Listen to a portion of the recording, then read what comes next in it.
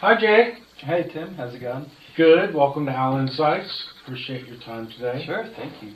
I think we're going to talk a little bit about engineering and AI, but I'd like to start with a little bit of your background and give people context on how you got here. Yeah. So I started actually in the Air Force working on computers, and that got me money for college. So I got an engineering degree and went into aircraft electronics at a giant company and learned a lot. Those big companies are really good for teaching new engineers the right way to do things.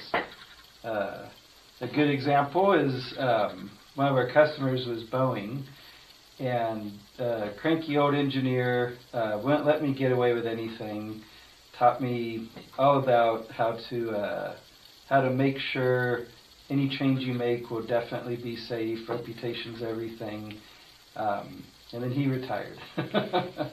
So I don't know who's doing that now, but I was lucky to, it was very difficult. It's hard to get him to approve anything, and that was really good training. And then, I took that up myself when I'm dealing with suppliers. And then went to medical devices for manufacturing implantable defibrillators and learn more about, manufacturing in general. That when you're doing something at those high volumes, a small mistake gets amplified, and it justifies doing extra work to fix it. So it really makes it clear why volume's important. That if you can do a lot of something quickly, you'll just learn that much faster. And then I went to a startup, solar power startup, and I was the 30th person hired, and we had a very aggressive plan. I didn't think engineering project, it was all hardware and software, and putting units in the field, utility scale units, and they did it. We hit every financial target, technical target, and schedule target, and I was blown away. And then they shut down because solar panels were getting cheaper exponentially. They're basically following Moore's law because the solar chip is a kind of microchip. And so even though it was a great idea and we did everything successfully, you just can't compete with that. So it was, as an investor, it was wise to shut down. But I really loved the excitement, like working in that small group, 30 people to maybe 300. I think it got to 300 by the end, and that was perfect. And then I got into space engineering and worked on maybe a dozen spacecraft. And then COVID hit, and I'm full-time remote. So I decided to consult some on the side, and that went well. So I consulted to my former employer to help wrap things up, and I've been doing that ever since. That's great. So the consulting you're doing now, I think, is in AI. Yes, so I see AI as a tool. So just like PowerPoint or anything like making a website, there was a time we had overhead slides, and then some teachers started using PowerPoint, and they could have fonts and add images, and so the quality of presentations went up dramatically, and the amount of effort it took to make them went down. So I kind of see AI as a tool like that. And right now we're in that transition phase where people aren't sure what to do with it, and there's many offerings, and some are better than others. And so I'm teaching startups how to adopt it. Do you see any similarities in the lessons you've learned in engineering with a lot of the aerospace and some of the medical device? Like you said, you had to make sure that there were no mistakes. And do any of those engineering learnings lend themselves to the way you perceive AI tools today? Yes. Wow, such a good question. So one challenge, all these industries, so like aircraft and medical devices, spacecraft because it's so hard and expensive. You're using real people.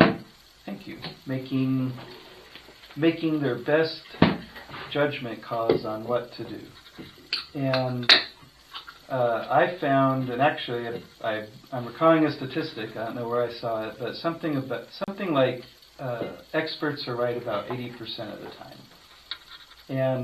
and so accepting that if you're making something like a medical device, you have a team of software people and hardware people and people that specialize in high voltage electronics and low voltage electronics and control systems, and then the manufacturing people. If everybody's 80% right, then by the time you get to the end, you're guaranteed to have problems.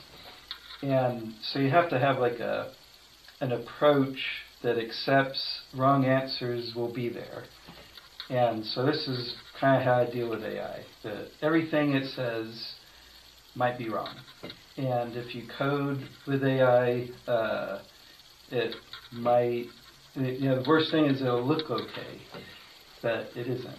So you want to cross-check things and think about, well, how do I know this is right? And so let's say I use AI to make a marketing campaign and it's helping with my images. How do I know these images are good? And so, thinking about what is the difference between a good result and a bad result is probably what I'm getting into my approach to AI.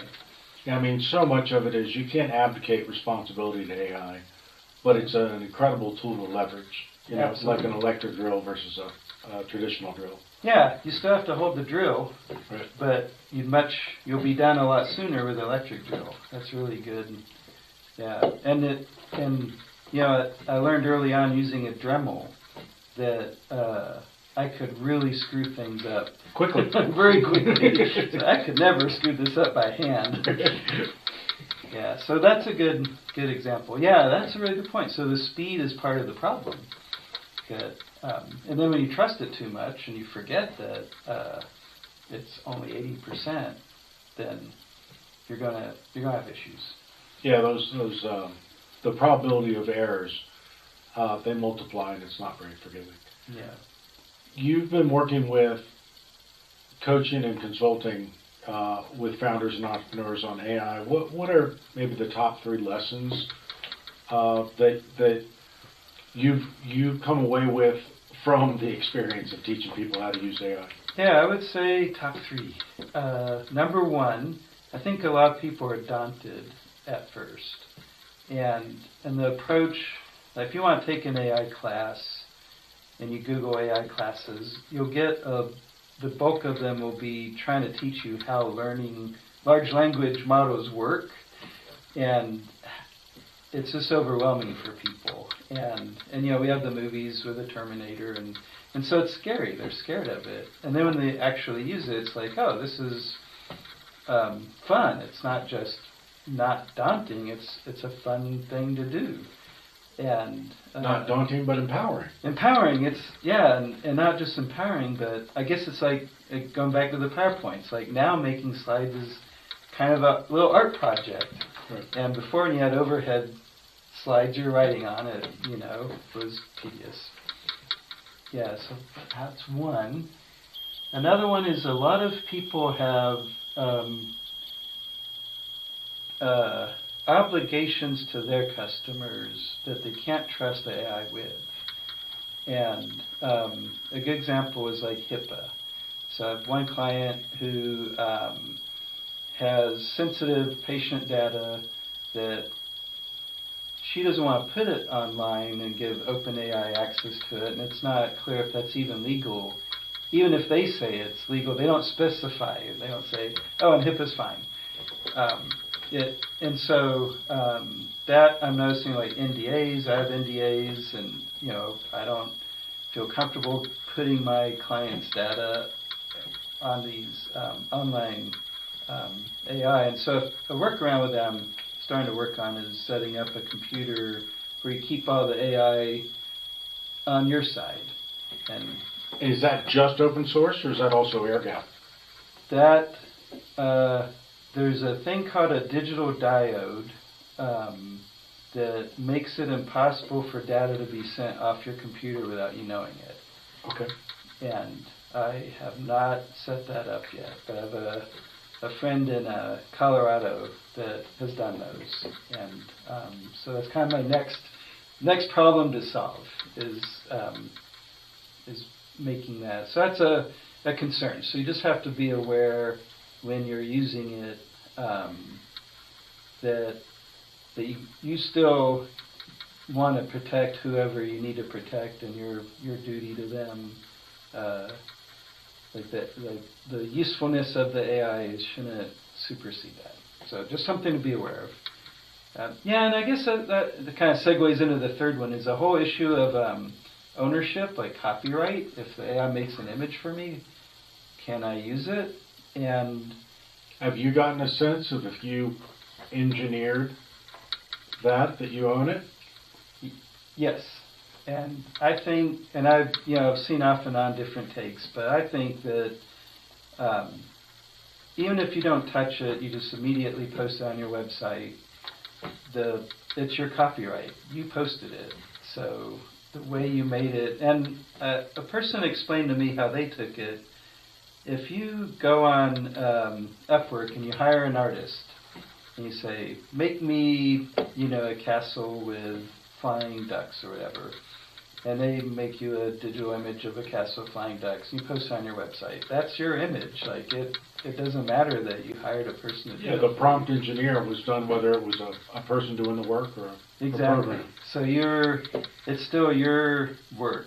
And there's there's a gray zone, I think, with living artists. So, and a non-gray zone. So a non-gray zone is like Disney.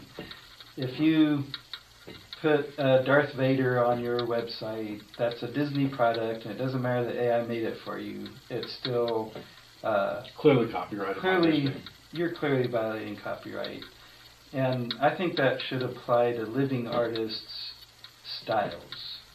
So that person spent years developing that style, and the fact that you can type the style in the prompt and get a work similar to what they would make, it's a little bit of a gray legal. Kind of like right IP, now. they're still monetizing that. Yeah, they're still monetizing it, but if you do it in the style of Da Vinci or somebody Da Vinci, yeah, then it's gone out of copyright. Who's going to complain? Ever made. Exactly, yeah. So I think that's like a gray zone. Right. That there's a gray zone in the living artist is gray because it's a style, so it's not a character like Darth Vader that's protected. I think, and every country, every state has different rules, and things change with time. So I kind of I think that these gray zones. It reminds me of is it legal for Uber to ride share when they don't have a taxi medallion? And so when it's a classic case of disruption against legislation. Yeah, and when you first start doing it, you might be committing a crime. Like, you don't know, and Uber doesn't know. And some people might say yes, some would say no, and I still used Uber. So it seemed fair to me. What turned you on to the idea of, doing the advising consulting for AI, and what was your original thesis? Like, who was your target audience when you first started? When I first started, I guess it's the same. So my target audience are small, hard tech startups. Okay. And I like that, the capital intensive, it's going to take a few years before you even know it's going to work. You have zero revenue, and you need a lot of people doing a lot of hard things, and they all have to work together. And the bigger companies that have thousands of people, they're almost like government departments. So they, the way they behave and act, and it's just they're not as open to new ideas. And so the small startups are way more open to new ideas. They're taking risks constantly, and so they're more comfortable with risk. So with AI, my thesis is if you can get somebody, like with the Copilot programming, so here's a stat, I think, if I'm remembering correctly, an expert coder working with AI is about 20% more efficient or faster. And a new coder is like 400% faster because they get that much more out of it. And if you can get the similar results with the other AI for the other departments, then a startup where everybody's wearing 6 hats, when I'm wearing the one hat they hired me for, I might be an expert. But when I'm wearing the other 5 hats, I might be more like a new person. So if AI can get everybody acting that much better, then a 100-person company should be able to act more like a 1,000-person company, but without the administrative bureaucracies, because everybody knows everybody. So that's a thesis. Great. And how is that borne out? Like, are you finding people are receptive to this guidance, or are you finding surprises in which kind of pieces of the guidance are most well received? Yeah, I'm getting that there's some people that got it, I guess. And I was like that. This time last year, the light bulb went on. And a few months before, people were talking about AI, and I had looked at it, and I said, this is just going to cause more headaches than it's worth. And then 6 months later, I looked at it again, and I'm like, oh, it's gotten so much better. Now, in spite of the headaches, it's useful. And here we are a year later. Now it's actually getting to be pretty powerful. It's powerful. It's definitely you definitely should look at. So I find that there's some people that get that just like I already did and are super engaged, and some people are like opposed to it. Some think it's unethical to use it. It's like cheating on tests or something. And so, and then, some are more curious, there's a lot of caution, and it's, there should be some caution, so that's reasonable. What are some of your favorite tools that you're experiencing right now? I think I recently talked to a friend of mine, Kevin Williams, and he introduced me to the ability for Claude, because it was using Java, to actually run the code in what they call an abstract, which is what the code window is referred to on their platform. And you can go completely from, as a non-coder myself, a prompt to a working app or an applet. Nice. What are some of the things that you've been most impressed with? I know it's a rapidly evolving place that you bring to folks' attention that you like using yourself. Yeah, absolutely. Because as soon as you asked, I pulled up Perplexity on my phone. Have you used Perplexity? A little bit. I've got a window with each of them open. Oh, good. So that way I just kind of drop between them when I want to do a what if or compare and contrast. Yeah, very nice. I was doing that. I had a handful of AI for different tasks, and Perplexity was one of 4. And now I just use Perplexity, and I found it's like layers of AI that search for things online, and it's so much better than Google. So I was doing a trail run a month ago, and my meniscus tore, and that hurt a lot. So, but I had cell signals, so I asked Perplexity. I described the symptoms, and it said, well, it's probably one of these three things. And I said, well, how likely is it for each? And two of them were very likely, and one was very unlikely. And I said, well, what is the treatment? And it told me how to treat those two things. It's identical treatment, so that's easy. And there's one way that you can tell apart which injury it is. And so you're not supposed to go to the doctor for like 48 hours because that's how long it takes to get the data back on whether it's one type or the other type. And so by the time I get to my car, I'm limping for a mile, I've got a plan for what I'm going to do as soon as I get home. I don't need to stop at Walgreens and get anything. And I know what kind of doctor to call. And then 2 days later, I go to the doctor and they do real diagnosis, and it's exactly what Perplexity said. Right. And it's just a little discussion while walking. And when you're using Google for that, you're getting advertisements for local doctors or videos about special gear that costs hundreds of dollars. Like it's data overload and not a lot of relevant input. And it's not just overload of data, it's overload of sales data. So Google has now had decades of people mastering SEO and paid advertising. And so that's most of what you get. And with the Perplexity, I just get an answer with some references that I can click on, and when I go there, they're actually useful. Sometimes it's confused, so it's about 80% of the time it's good. But I use that, it's on my phone and my desktop, and I use it instead of Google. That's incredible.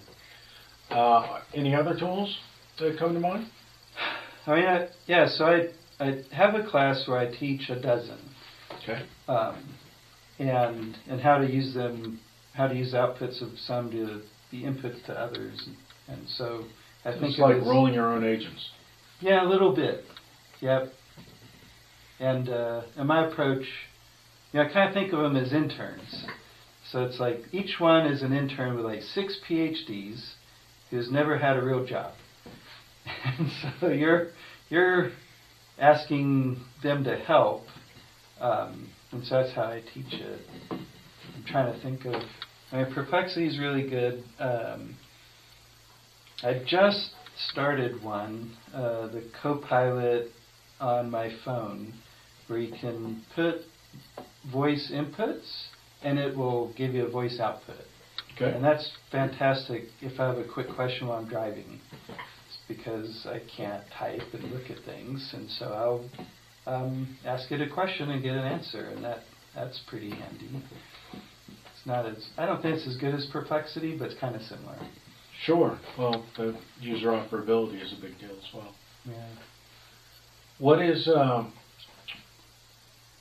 are the types of things that you're encouraging folks to consider as use cases? Because I think what's happened over the past couple of years, the functionality of the systems have gotten much better. Yeah. But the things you could do, like, we couldn't effectively, without high latency, done audio to audio previously. Mm-hmm. And then people are layering in tools with the multimodality. It's now getting pretty good, and then the API integration with being able to drop in content.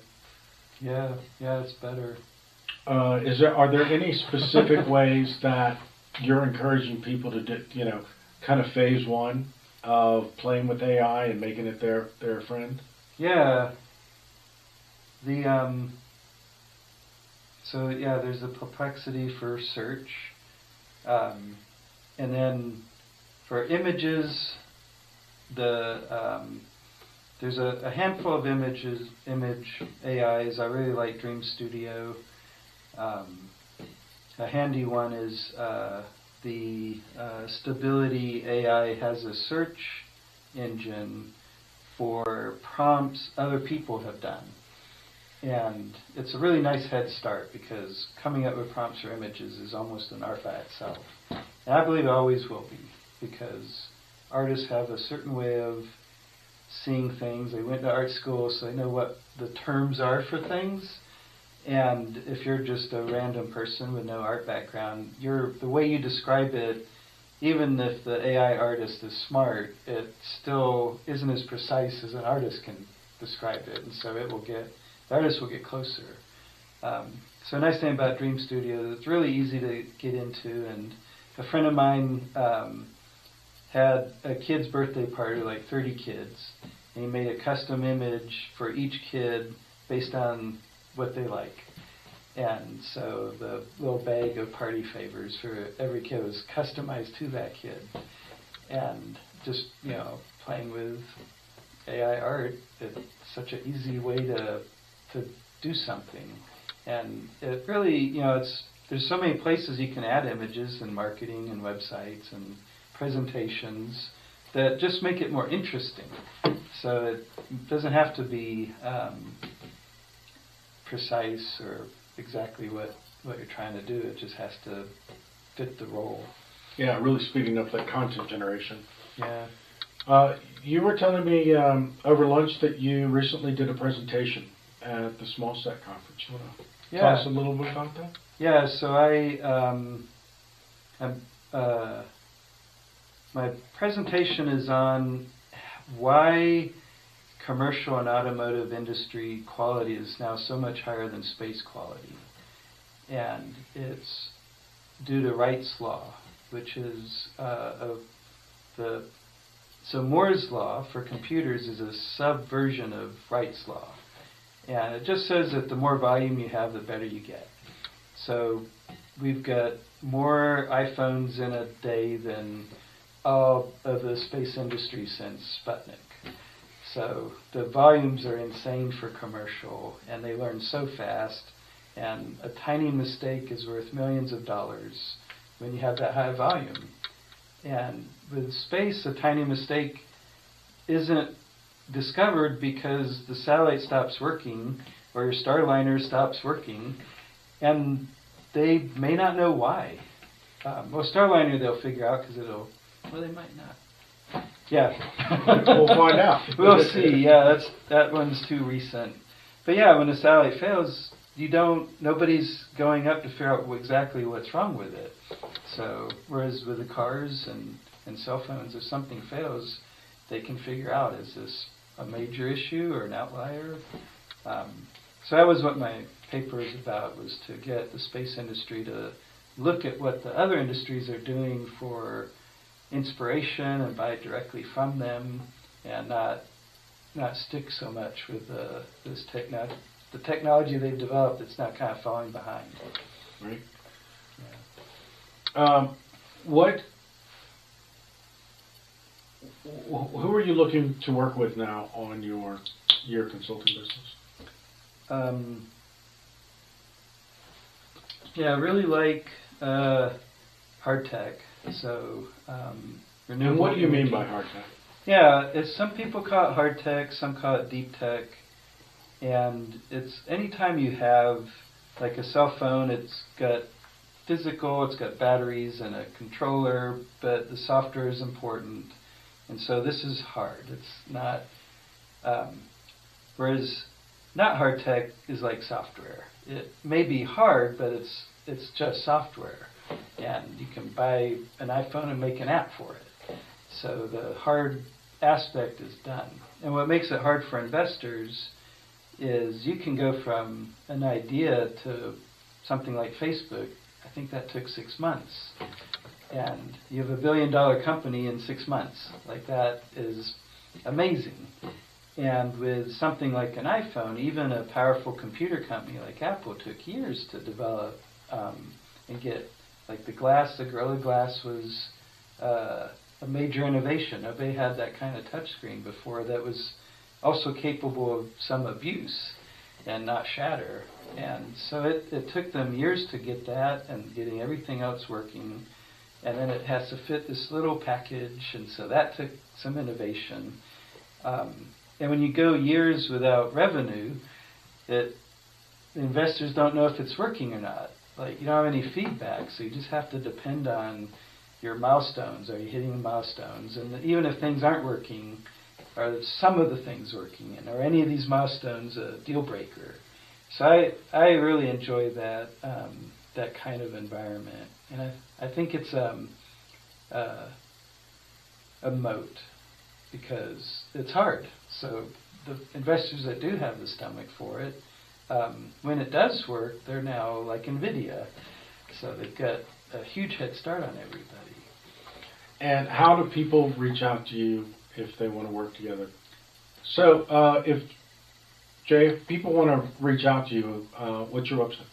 It is www.marginalx.com/ideal-frontiers. Great. So all one word. And Ideal Frontiers is what I'm focusing on for making my offerings more user-friendly. Great. And are there any additional thoughts you have on things that, early stage founders that are wrestling with, for raising the money, trying to make that initial bit of traction? Any advice? I know, raising money. They're so optimistic. It's interesting. I think finding that sweet spot in the speed. That if you tell investors it might take 12 iterations to succeed, then nobody will fund that because it's too daunting. But if you tell them you'll get it right on the first try, that doesn't seem very honest. So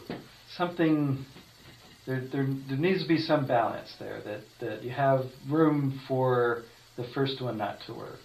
SpaceX, the fourth rocket was the one that worked. So and would have been the last if it hadn't. And it would have, that was as much as they could afford. And if they had only planned to do 2, it never would have made it. So that, I think that's a thing. Yeah, I'm not sure what the advice is because I see people fail on their first try and then they can't get money because it's like they tried and failed.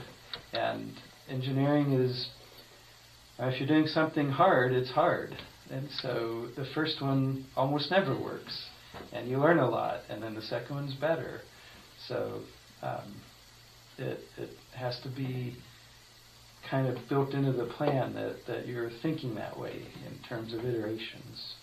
Yeah, managing expectations and setting them as well. And setting them and being, you'd like it to work on the first try, so you have to be serious, but if you run out of money on the first try, then what? Yeah. Great. Well, thank you so much for your time. I Sure, greatly appreciate it. And I'll put some notes in the show notes for folks to reach out. Awesome. Thank you. Thank you.